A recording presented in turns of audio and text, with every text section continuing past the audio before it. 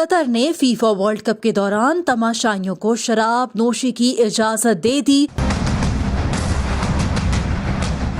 Fit بال world cup کی میزبانی کرنے والی خلیجی ریاست میں سرے عام شراب پینے پر پابندی عائد ہے، مگر ہوٹلز وغیرہ کی طرح ورلڈ کپ کے لیے مسلمان ملک کا رخ کرنے والے فٹ بال شائقین کو بھی اس پابندی سے مستثنا قرار دیا جا چکا ہے۔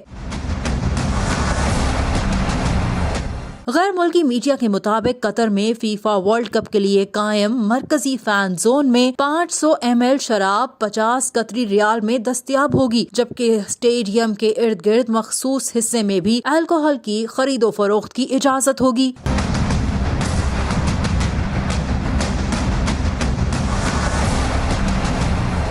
فیفا ورلڈ کپ 2022 کا آغاز 20 نومبر کو قطر میں ہوگا۔ عالمی ایونٹ کی تاریخ میں یہ پہلا موقع ہے کہ فیفا ورلڈ کپ کسی ایسے ملک میں منعقد ہو رہا ہے جہاں شراب نوشی کے حوالے سے سخت قوانین نافذ ہیں۔